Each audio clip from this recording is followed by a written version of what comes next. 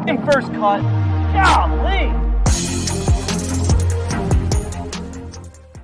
Welcome to the First Cut Podcast. I'm Rick Gehman, and this is your round 2 recap for this week's Houston Open. Joining me to break it all down, Patrick McDonald is here. Patrick, good evening. Happy Friday. Good evening, Rick. You got anything fun on the docket after we get off this thing? I'm actually going to my parents' house for taco night. Oh, okay. That is fun. So big plans. Yeah, I'm with it. What about you? I got an invite to hang out with a few people, but I'm kind of weighing it. I'm at this kind of the point with, I'm in some friend groups that I really have no business being in these friend groups. They're into some stuff I'm not quite into, but I enjoy getting the invitations, but I'm saying no so much that I'm afraid the invitations are going to stop soon. So I have to say yes the correct amount of times to kind of keep getting them, You're going to need a courtesy yes at some point. You're going to need to show up, probably make an early Irish exit, but at least, hey, you were there. You're still being extended the opportunity. Exactly. So I'm kind of weighing that right now internally. Okay. Well, hopefully none of those people watch the show, because now they'll be knowing that you're considering flaking out again. Yeah, it could be they won't know. I don't think they're live viewers. They won't know until they tune in early tomorrow morning. Yeah, they're like, oh, Patrick didn't show up again last night. I wonder why. Well, I'll just listen to the podcast. Oh my gosh, can't believe it. Well, yeah. Listen, let's get you done. Let's get you out of here so you can go and hang out with your peeps, because it was an exciting day on Friday at the Houston Open, and it's not over. The coverage ends quite early. There are guys near the top of the leaderboard who still have 7-8 holes to play. So things may change from the time that we are recording this to the time that this round actually ends. What will not change is that Tony Finau went out this morning and scorched earth. A 62, which tied the course record. It started off well, Patrick, 3 under through 9. He gave one back at number 1, his 10th hole of the day, and then a heck of a lot of circles on the card after that. 3, 4, 6, 7, chips in for eagle on 8. Add it all up, it's a 62 with a bogey, and he has propelled himself, as of this moment, to the top of the leaderboard. Yeah, and it was really you look at his round yesterday, the putter was quite bad, and then says he worked with Boyd Summerhays after the Thursday round, tweaked the setup. So it seems like they're trying to perfect that setup still. We saw the switch there at the Mexico Open, put the toe back on the ground. Hallelujah. And he's been gaining strokes on the greens ever since. And today it was really that 6-hole stretch there, going 6 under in the middle of his back 9, the front 9 there at Memorial Park, and gains a stroke on the greens on 4. I think that was like a 30-footer, makes a 10-footer for par on 5, another 30-footer on the next, and then another, and then he chips in for eagle, and there you have it, an 8 under 62.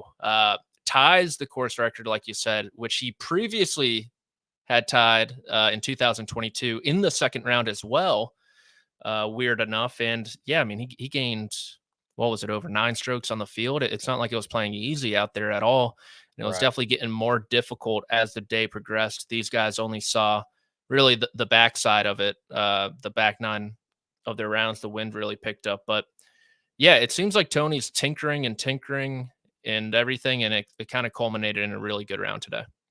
So still golf being played, but as of this moment, there are 3 66s in the clubhouse. There are 0.65s, 0.64s, 0.63s, and Tony Finau 62. So that is 4 shots better than the next best round that's complete. When he finished his round, he had gained about 8.7 strokes to the field. As things got more difficult in the afternoon, he has crept over 9 strokes to the field. Patrick, going back to the start of the 2023 season, I count 1, 2, 3, 4, 5, 6 rounds of 9 or better strokes gained.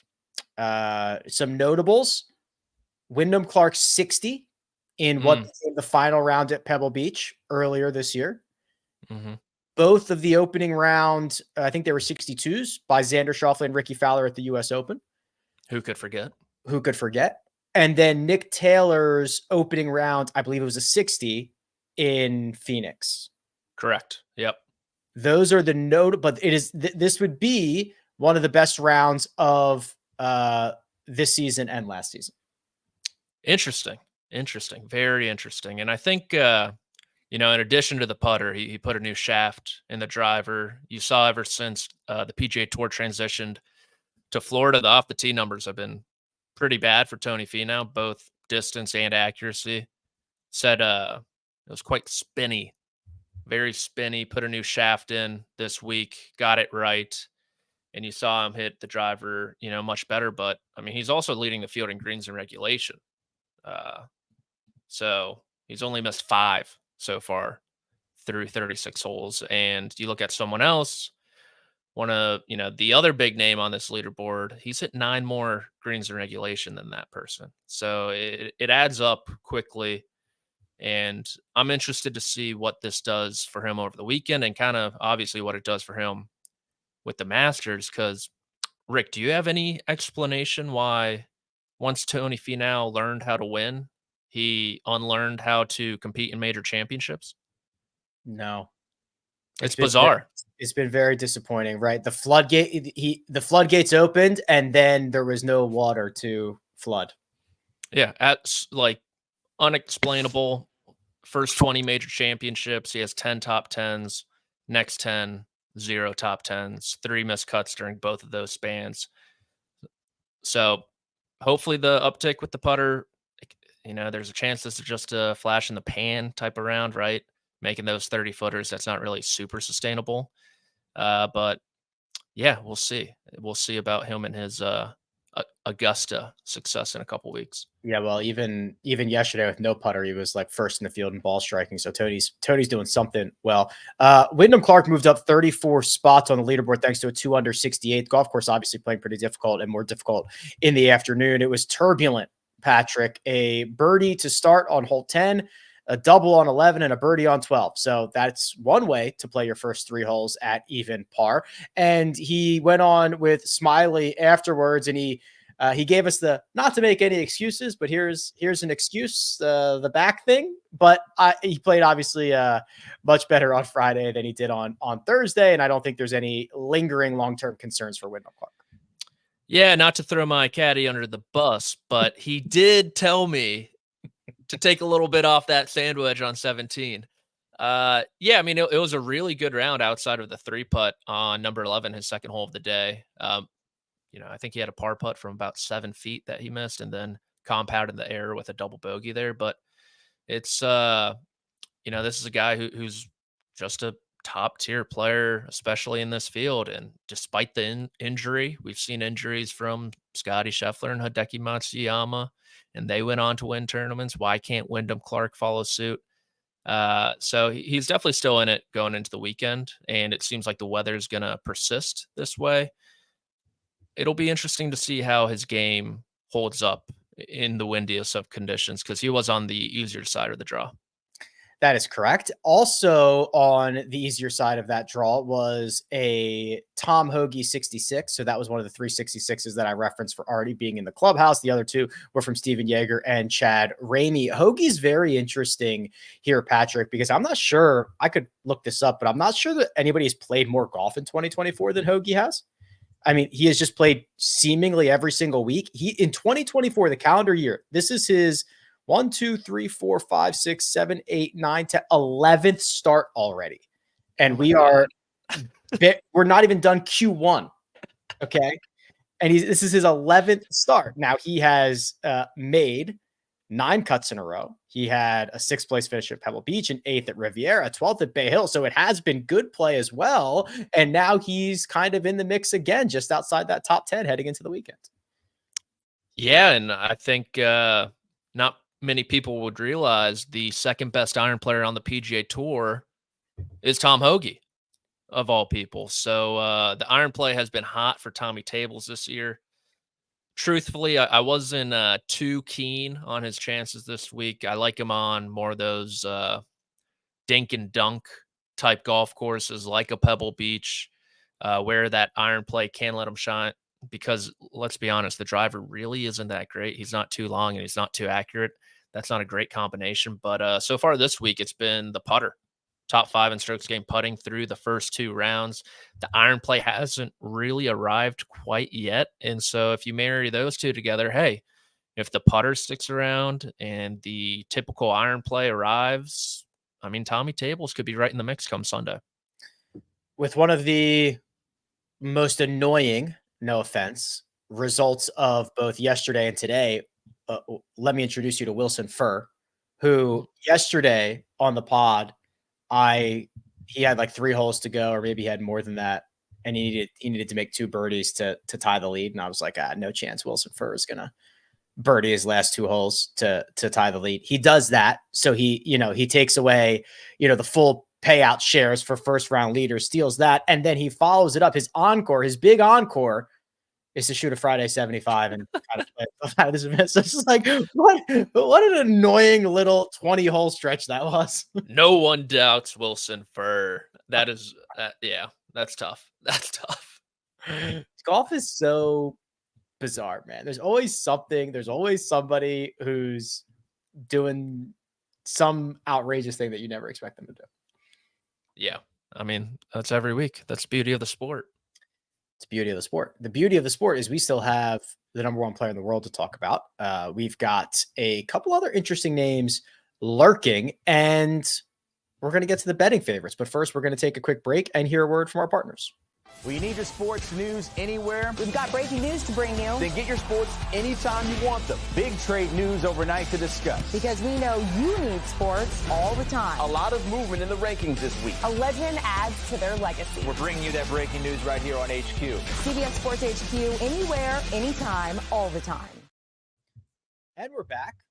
The main event in the afternoon was Scottie Scheffler, who opened with a 65 on Thursday. And Patrick, where do you want to start with this round? I could give you the good, I could give you the bad, I could give you the historic. What do you want to do here? I like that order. Good, bad, historic. Okay. The good is, after bogeying his first hole of the day, he made 3 more birdies on his front 9 to offset those, turn in 33, and assert himself again as Vegas's not odds-on favorite, but like favorite to win this golf tournament. Good start for Scottie. Very good start. Number 1's a very difficult hole out there, the most difficult hole at Memorial Park. Presumably, I have nothing to back that up except the eye test, and yeah, I mean, it's number 2. Oh, come on! Pretty good guess though. What's number 1? I'm clicking through. Number 1 is 14. Okay, as long as it's not 18, and that might have been skewed by some late putting, I would have been very ticked off about that. But yeah, I mean. It was a great opening 9, highlighted by that chip in there on number 4. I think Billy Horschel said on the happy hour that he would have been happy from just 6 feet in a similar situation. And of course, Scottie Scheffler hoops it. So it's been a lot of Scottie short game this week, it seems so far. He doesn't quite have the iron play where he wants it to be. And we saw it there on the back 9. His full swing's not really up to snuff so far.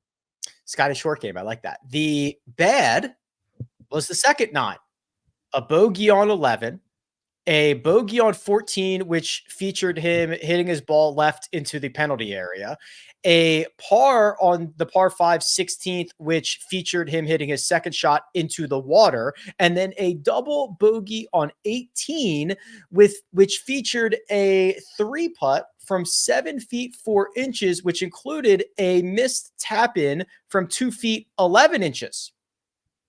And it really wasn't that close, the tap in.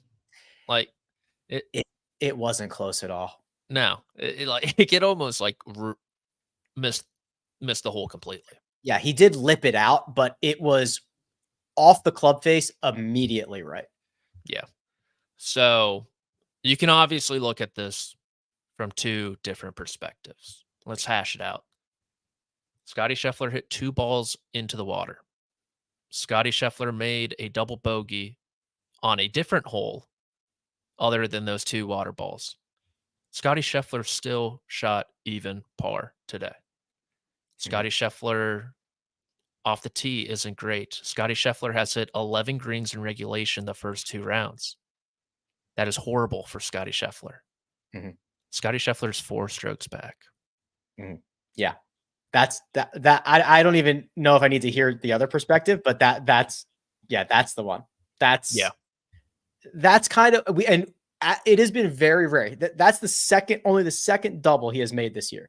So it's been very rare that we've seen him play, quote, poorly for a stretch of 9 holes or more. This is probably the worst 9 holes of his year.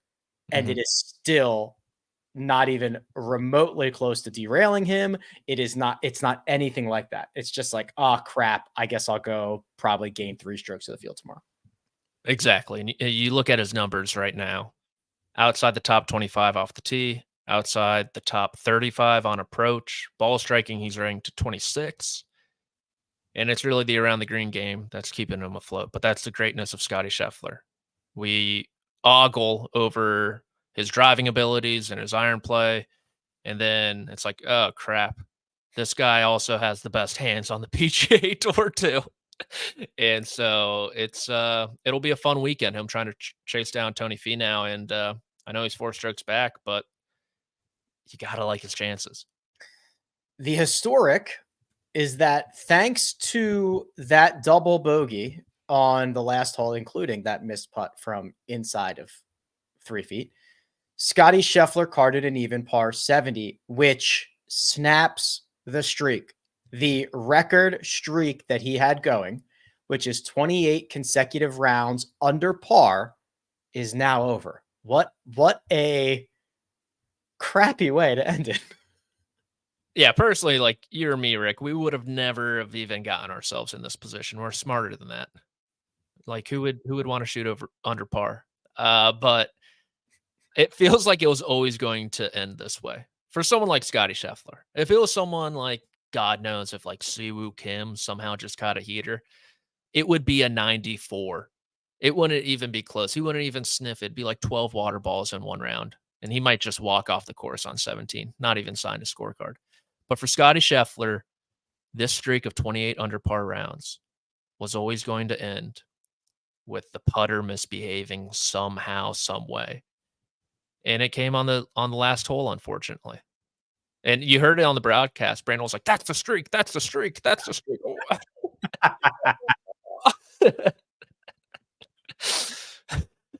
Oh, my God. I did hear that. Yeah, it's like, oh, man. Yeah. I mean, gunning for that chair. Streak is over. It's unfortunate that it came this way, but it was always going to come down to the putter. You said Siwoo would have walked off the court. Can I derail us for a second here? Please. Do you remember the last shot that Jason Kokrak hit on the PGA Tour? Oh, man. Gosh. Let me think. Can you give me a time, like a time of year? No. I don't remember I didn't remember what event it was. The last shot that Jason Kokrak hit on the PGA Tour. I should know this one. I don't know if you should. What an absurd thing to say out loud. So I guess it was right before he was announced he was going to go to live, obviously. And on the last hole, I don't know what he did, but oh my gosh. Yep. The Travelers Championship. He hit it like 20 yards over the green and just walked off. Yep. Yep. So that popped into my brain because the other day I was on the last hole and I had a wedge and I just sculled one like 30 yards over the green, like into the woods. And I was like, I should just walk off right now and not go finish this hole, all that stuff. So that moment popped into my head. And I think that is like it's almost impossible to do because it basically requires you to retire or go to a different tour because you can't show your face again at that same tour. So there's really only like once in a lifetime moments in which you could pull off the literal walk-off, and he did it. Yeah, I have a similar story. So the Charleston Muni, number 9, long par 4, all along the left side is the parking lot. So I'm playing with my buddy who's not very good, and he hits a big slice like most beginning golfers. Except this one doesn't slice. It's a rocket pool, and it just rips an F-150. Like the loudest bang ever. And he just goes straight to the parking lot, puts his clubs in his car, and drives home. Quietly, he's like, oh man, did you guys hear that? I hope they catch that guy. Yeah. In the fairway, he's like, hey, it was fun, fellas. I'll see you guys next time. Oh man, golf is a 6-6 sport. Akshay shot a 68 to follow up his 67 on Thursday, and this was pretty calm. He played his first 9 in 9 pars. He birdied 10. He bogeyed 15. So he stood on 16T, 1 birdie, 1 bogey. Then he eagled 15, played his last 2 par, and it was a very nice, tidy 2 under, and he is, as at this moment, T4. Yeah, second straight day with a big bird, and we have seen so far this year he kind of plays well at these wide open golf courses. Century, he was in the final group on the final round before he lost his tee ball off the first hole. That seems like ages ago. He played well at the Farmers Insurance Open at Torrey Pines, and then he must have found a little something there at the Valspar with the top 20 finish, and he carried it over into this week, and the iron play looks really good. I mean, really everything. I'm not too familiar with how long he is off the tee typically. I don't know if you are, but he's 111th in driving distance, about 293. Is that unusual for him? Is he clubbing down a lot, or is that about par for the course? I thought he was longer than that. I did too. But I don't know. But my hunch was that he was longer than that. My hunch was the same. So maybe he's trying something else, something different off the tee. It's not gaining a ton, but it seems to be working for him and setting up his iron play enough to where he can let those clubs eat. And through 2 rounds, it's working out for him. The problem that we have here, Patrick, and we're going to look at the betting odds in a second, but the problem that we have here is that Tony Finau in 9 under par. Akshay, Scottie, Taylor Moore, Steven Yeager, Chad Ramey in at 5 under. Joe Highsmith is still out on the golf course. He's 7 under. He's playing 15. Alejandro Tosti is 6 under, and he's got like 5 holes to go. So like this board could change. So I have some breaking news. Oh boy. Joe Highsmith is in the water on 15. The par 3. Correct. The short one. Alejandro Tosti. Water there. Lefty. Big balloon. Yeah. Okay. Okay. Water. What did Tosti do? Tosti is just cleaned up for bogey to drop to 5 under. So Tony Finau could have a 4-stroke lead here in a moment. Okay. All right. Well, there you go. Instant analysis, live updates for Joe Highsmith and Alejandro Tosti. I'm sure there's no other podcast in the world providing that level of coverage. Thank God. Yeah. It's probably because there's not a demand for it. In case there is. Show us the betting board, Josh. I imagine this is bouncing all over the place, but I imagine, yeah, there we go. So Tony Finau at this exact moment, wow, the favorite. I say wow, like Scottie's within 100 shots and he's not the favorite. Plus 185, Scottie Scheffler plus 230. Nobody else shorter than 14-1. That is Steven Yeager.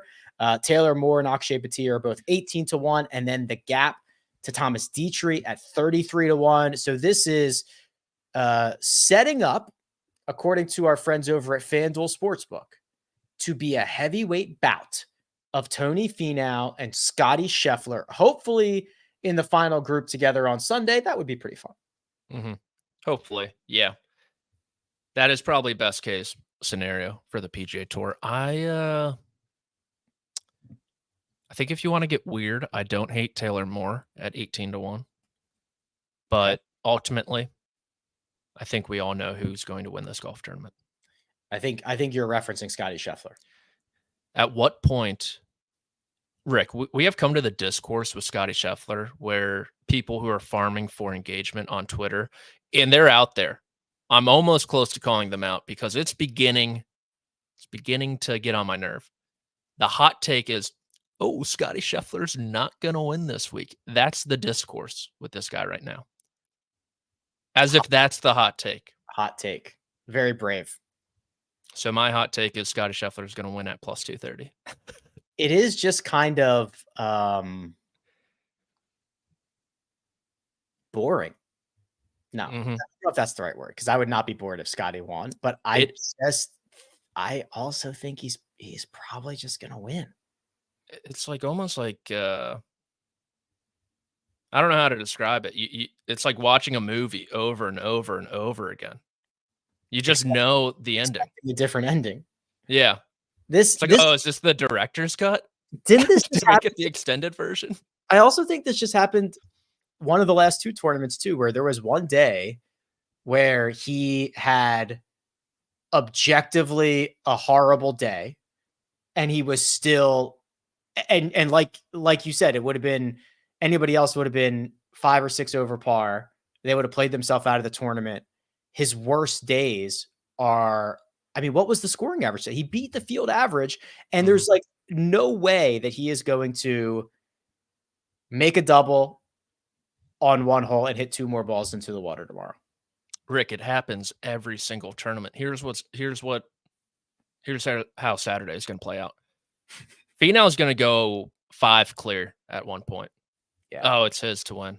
It's over. He'll go minus money on the odds board. End of the day, Scottie Scheffler will be within 1. It happens every freaking tournament. He just pops up. And even if not, here's the other scenario. Finau's 5 shots clear tomorrow night. It'll be down to 1 in the first 8 holes. Yeah. It happens every week. Like it contracts so quickly when Scottie Scheffler decides he wants to kind of put his foot on the gas. Like the tournament you're referencing is API Saturday. He's walking off the 11th green. He is 5 strokes back of Will Zalatoris. Yeah. And he went into Sunday with the lead. This is some of your finest work, by the way. This meme that we're showing right now. It's evergreen. It is. And it hits me right in the goods with crossover. It should be scheduled like 4 p.m., 5 p.m. on Saturday. Yeah. It's so good. It's every time. The Dwight reaction cracks me up. He's like, oh. All right. Anything else? I think that's it. Who's your pick? You picking Scottie? I'm not betting either one of them, but I think Scottie probably wins. Okay. There's just so many ways for him to get to the top. And there's like one way for everybody else to get to the top. Yeah. It's cool to see. If you're one more thing. You see the field for next week? It's pretty darn good. A lot of guys looking for something. Rory McIlroy, not kidding, about playing his way in. Homa's going to be there. Fleetwood's going to be there. I'm trying to do Morikawa. Morikawa's there. Fitzpatrick. Who else? Ludwig. Mm-hmm. He'll probably win that tournament. I'm serious. You know what would be this just absolute if they let me write the script? Okay. Scottie wins. For golf. Mm-hmm. Scottie wins this and will enter the Masters on a 3-event win streak. And then Rory blitzes the field next week. Ooh. And wins by like 8. So now we get, there's the field. Oh, and Russell Henley. How could you? And Nikolai Højgaard. So okay. So could you imagine getting to Masters Week? Scottie's won 3 in a row. Rahm, DJ, Brooks, Tiger, Rory trying to complete the slam, and he just blitzed by 8. I want him to win by 8. Could you imagine the tingles you will have? Yeah, it would just make that miscut on Friday so much sweeter. Hold on, Josh. Can you bring that back? I was looking for a specific name, but I think I was too late. Scroll to the top. Is Spieth playing this? He must be top right. Yeah. Okay. Yeah. Or alternate. Spieth wins by 8 shots and heads to the Masters with a win. Honestly, I would much rather that scenario than Rory. No offense to Rory. It's just it seems like Spieth has a much better chance at winning another Masters than he does. You're absolutely insane. What? Do you want to? I mean, okay, what are we going to bet? That one of this will never come. Neither of them will probably win. Life bet. Yeah, this is like a 30-year wager. Who wins more Masters from here on out?